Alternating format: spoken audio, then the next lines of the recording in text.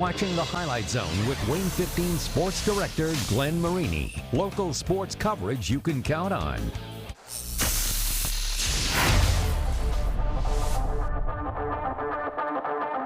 This is a really important game because it's conference. This is really important to us. The beginning of the game is huge for us. We just have to come out and be ready to play. They can shoot, they can get to the rim, they play good defense. We just have to be able to come out and play tough and be able to put four quarters together. Well, we know it's going to be a great environment. They've got a great fan base. We do too. Our kids know that if you're not going to defend, you're not going to rebound, then you're not going to stay on the floor very long. So, yeah, we get after it. Amy Shearer said it. Columbia City gets after it. Norwell gets after it. We're going to get after it, too, here on the Highlight Zone. We've got, check it, 20 games to get to tonight. None bigger than the NE8 showdown in the Eagles' Nest. Our man Josh Ayan tipping things off with your Highlight Zone Game of the Week. Josh. All right, Glenn, it is without a doubt one of the biggest girls' basketball games of the season. Columbia City undefeated at 9-0, ranked #1 of the state's 4A poll. Norwell 8-2, ranked #3 in the state's 3A poll. Norwell at Columbia City, it's your Highlight Zone Game of the Week. Sure, it's just early December, but this one will go a long way in determining who will win the NE8 title.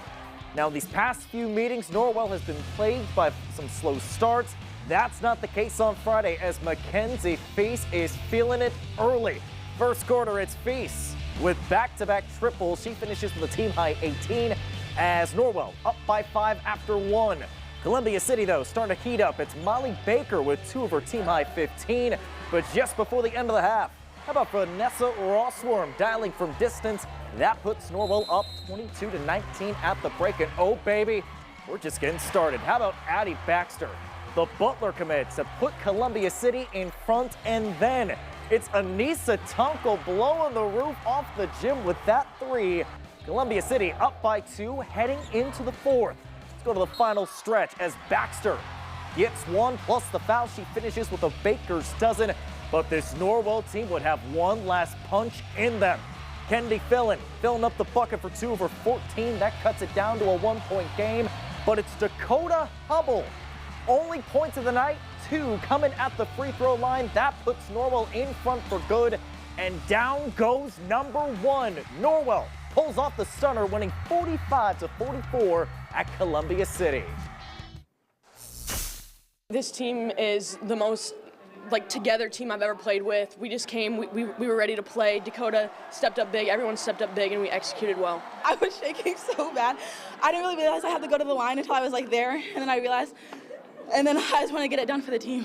We're just so driven. We want to get the job done, and we knew coming in here that we wanted to win, and we put that to play, and we played our very best night. Being able to win that game and being tough and playing at a championship level, I'm just so proud of our kids.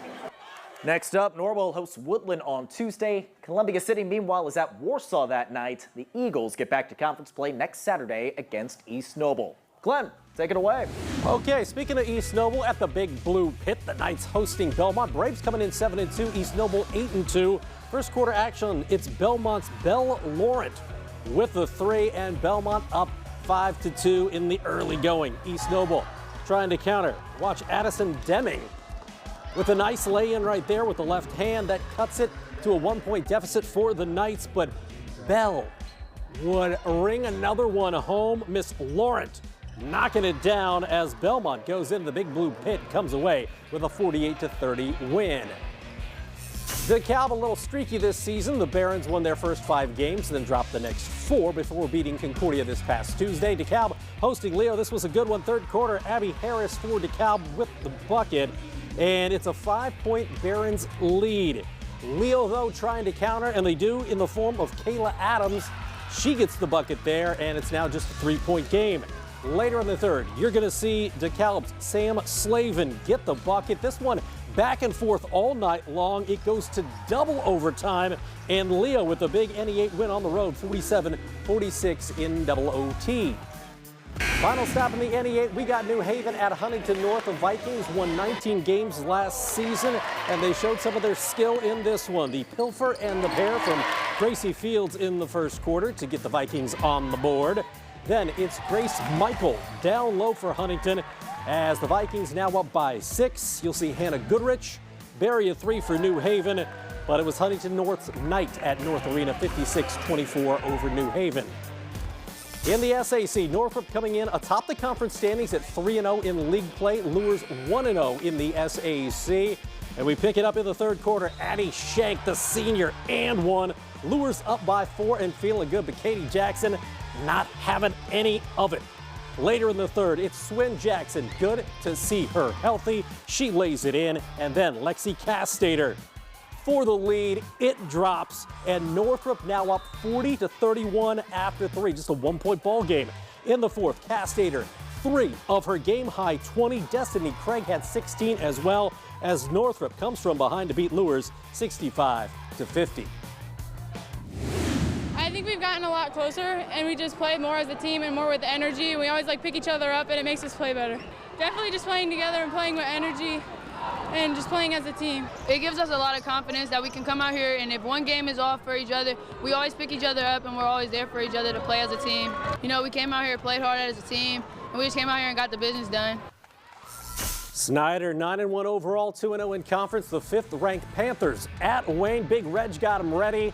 But it was WANE scoring the first bucket of the night. 6'2" junior Layla Williams. Gotta love her game. She gets the 2 on the inside, but Nene Donahue is a force. She is the all-time steals leader already in Snyder history. Got the steal there ahead to Jordan Poole. Poole had 10. Snyder in the lead. Then watch Nene pick this one clean. Just beautiful defense. Pilfer and a pair. She had 14, I should say, did Nene Donahue, as Snyder wins 63-31. Homestead girls ranked 9th in the state this week. Rod Parker's team on the road at Bishop Dwenger. The Saints hanging around here. Maggie Piper from the corner knocking it down for the Saints, but the Spartans got a lot of talent. Kendall McLaughlin for a 3, shooting it just like her older sister, nailing it. Then it's Mary O'Brien with a long 2 here for the Saints.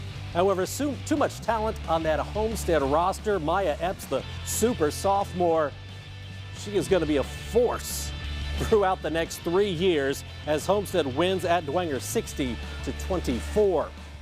Let's go to Charger Fieldhouse. Carroll clashing with Concordia. Fourth quarter action is where we pick it up. Carroll in the lead and adding to it. However, this is Concordia's Nigel Walker with the bucket. However, it's still a 17-point lead for the Carroll Chargers. I mentioned adding to their lead. This is Lily George, who had a breakout season last year for the Chargers. She gets the layup.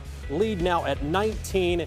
Then it's Ava Myers splashing the triple for Mark Redding's club as Carroll goes on to win 59-44, your final at Charger Fieldhouse. Last girls game of the SAC, a rivalry renewed between Southside and Northside. Second quarter action, Jalea Page, one of the top standouts for this Northside team, gets the bucket down low, but Northside down 3 in the second. Southside's Kamani Grayson, she's been leading the team this season, and she would do it again, stopping, popping, and dropping as the Chargers up by 4. Later in the second, Leilani Waller-Thomas gets the and one, and Southside, they are feeling their oats. You're going to see Renisha Autry get the bucket as Southside wins over rival Northside 72-57. In the ACAC, Jay County has won the conference title 3 years running. The Patriots at the hangar to face Adams Central. Allie Schwederman with the bucket right there as Adams Central trailing by 10. Later, you're going to see Brianna Dirksen for Jay County. Dirksen taking it all the way in for the bucket. Jay County up by double digits. You're going to see Athena Schwartz. May the Schwartz be with you. Athena, the goddess of wisdom. There's a little nugget for you tonight. Jay County, however, victorious at the hangar, 62-26. Moving along, Bluffton came into the night alone in first place in the ACAC at 2-0 in the conference. Could the Tigers keep it up against a strong Woodland squad? Well, Woodland's Brooke Knibler off the nice hustle. You gotta love that if you love basketball. She lays it in as the scrappy Woodland Warriors in the lead. Bluffton's Madison Sonigson with the nice dish to Sophie Eisenhut for the layup, and Bluffton in business. Let's see more from Woodland. McKenna Smith to Taylor Knibler for 3, but simply too much Bluffton. This was a back and forth ball game all night long. Marley Dreyer with the assist to Isabella Stout. And that's a three as Bluffton wins 47-44. Final stop for girls basketball. We got Churubusco at West Noble. The Chargers in year one under, there you go, new head coach Haley Holiday. Pick it up in the third quarter. Busco's Bridget Timbrook splashing for three, and Busco up by 6 at 27-21. West Noble trying to answer. Allison Resendez with the bucket down low. That cuts it to just a 4-point deficit for the Chargers. More from West Noble. You'll see Alana DeLong with the bucket there. That ties it at 27, but from there on out, it was mostly Busco time. Sophia DeBolt with the bucket as Busco goes on to win this one 51-33. Well, that is going to do it for the ladies, but after a quick timeout, we are going to turn our attention to the gentlemen on the hardwood. Yeah, the highlight zone hits the road for games at Bluffton, at Busco, and at Garrett. Plus, it's conference openers for most boys teams in the SAC, and that includes the reigning champs' new head coach Anthony Brewer and the 15th ranked Wayne Generals host Snyder. Matter of fact, we're going to have all 5 SAC boys games as the fellas take over the zone after the break.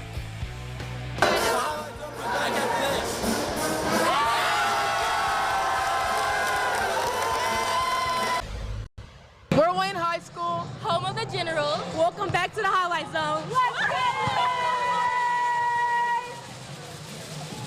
it! In the SAC, most teams playing their conference opener tonight, and no team with a bigger target on its back than the Wayne Generals. The reigning SAC champs, Wayne returning 4 5 starters off a team that went 21-5 last year, advancing to 4A semi-state. Former assistant coach Anthony Brewer now the man leading this Generals program as Wayne hosting Snyder. And we pick it up in the first quarter. H.J. Dillard with a bucket right there to get the scoring started for the Generals. But Snyder, they got some young talent. Freshman Trell Hogue, the ninth grader, he had 10 points in this ball game. Later, oh, that was beautiful. Kaylin Williams-Thomas going spin cycle. Kieron Billingsley, fresh off that state championship on the football field. He had 19 points that would lead the Panthers, but end of the first quarter, you're going to see Dillard's putback beat the buzzer, and Wayne goes on to win by 15, 59-44. Wayne at Carroll's boys, that'll be your highlight zone game of the week next Friday. The Chargers taking on Concordia this week, and we pick it up early on. Jackson Pardon, his dad played at Bowling Green, then pros overseas. He's going to go to Bowling Green as well. I guess the talent runs in the family. Chargers take an early lead for Coach Ryan Abbott. Grant Peters doing what he does. That is a steal, and that is a bucket. It's a 4-point lead for Carroll, and it's Cannon Hauser with a steal and a layup of his own. Ooh, almost jammed it. 7-0. Carroll out in an early run. Will Schlegel with the bucket for Concordia. But Carroll takes care of business, 78-50 over the men in maroon. The Reichert Hay Trophy on the line at Southside as the Archers hosting arch rival Northside. Second quarter action. Southside's DeMarcus Barr to the cup, but Northside countering. Check out Jackson Fugate, 6'5", looking like George the Iceman Gervin. If you're too young to get that reference, YouTube it because he could finger roll. Northside up 20-14. Southside's Jarius Timberlake with the three. It's just a 1-point game, but Eugene Young Jr. had a big game. You're going to see him with the bucket here. He had 19 points. This one goes to overtime, and it's Northside winning 61-58. Year 25 of the Matt Kostoff era underway at Dwenger. The Saints coach before him would be Chris Johnson, who led Dwenger before heading to Homestead. That is Joshua Rogers for the Spartans. He knocks it down from downtown, but here comes Caleb Lehrman with the slam. That is a full-man dunk. Pretty impressive right there for Matt Kostoff's club, but the Spartans, they got some talent. Wyatt Weaver spinning, baseline. He's got it for 2. You're going to see Aslan Nolan knock down a 3 for the Saints, but Homestead would take care of business in the SAC on the road. Spartans over Saints, 62-48. Final stop in the SAC conference opener for both Northrop and for Lures. Second quarter action, Northrop basketball. Makai Davis off to a nice start this season. They give him a continuation. That's an and one, but Lures says, you know what? You can do an and one. We can one up you there. How about this? Darren Truesdale Darian Truesdale has Lures up by 5. We're going to see more from Mr. Truesdale in just a minute. Northrop's Jackson Hughes, no give up. 6'4" junior gets the 2 right there, but Darian Truesdale coming up big. Check this out. Picks it off, and he goes in for the hard finish. Impressively done as Lures wins against Northrop 74-48. Fear not, Bluffton fans. We got a new roster for the Tigers, so we should be okay with the names this week. I don't know. You tell me after the show. Bluffton facing Lakeland Christian. This is the Cougars. Micah Martin hitting, but Bluffton up by 20, 34-14 in the third. Caleb Green. Watch him spin and in. That is fundamentally solid basketball, and they can appreciate that in the Tigers' den. Then it's Tucker Jenkins, who is a monster down low, as Jenkins gets the bucket and Bluffton gets the win 68-40 over LCA. In Turtletown, new coach Gabe Garman making his home debut as the Eagles hosting South Adams. And early on, it's Joey Taylor dialing from long distance for Busco as the Eagles up 15-6. Later in the first, South Adams, they can shoot it from outside as well. Derek McKean splashing for a 3. That cuts it to a 6-point deficit, but Mason Jacks would come back the other way and get a bucket as Busco wins 60-45 over the Starfires. Conference matchup in the NECC. We got Angola at Paul Bateman Gymnasium to take on an improving Garrett squad. Fourth quarter, Kyler Hoosher with the layup for Angola. Angola up 45-31, so a 14-point lead for the Hornets. Garrett trying to chip away. Parker Reed from way beyond the arc. He drills it. It's just an 11-point game there, but Angola would put this one away. You'll see Ryan Stuckey knock down the 3 as Angola wins at Garrett 55-36. Stay tuned. Your gem of the night is next on The Zone. We're the Bluffton Tigers. Our cheerleaders are better, our basketball players are better, and our grades are better. There's more highlight zones after the break.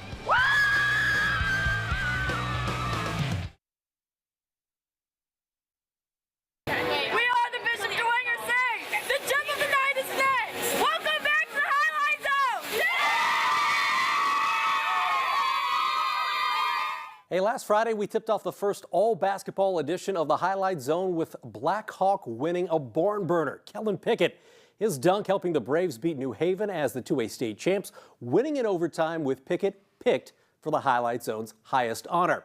That said, here is your latest Gem of the Night brought to you by Peter Franklin Jewelers as always, and it is Darian Truesdale, and Truesdale is the truth. This kid busting out in a big way in the early season for this Bishop Lures club as Lures would beat Northrop to win an SAC showdown at Lures. Darian Truesdale and the Knights, your Gem of the Night, courtesy of Peter Franklin Jewelers. Finally, we talk Comets. They dropped all 3 games last weekend. The big question is, could they get this weekend off to a better start? The answer would be indubitably. It is the K's versus the Oilers first period. That's Matthew Wedman, the associate captain, with his 9th of the season, and that makes it 1-0. Later, it's 1-1 in the second. Connor Corcoran with the first of his 2 goals on the night as the Comets do win. They're off the schneid 4-2 over Tulsa. They will play the K's on the road at the Indy Fuel 7 o'clock tomorrow night. And of course, we'll have the Highlight Zone for you next Friday night right here on WANE TV. Your game of the week, the Wayne General boys versus the Carroll Charger boys. It's going to be a good one, and we'll have it all covered next Friday on Fort Wayne's #1 sports show. For Josh, I'm Glenn. We'll see you then.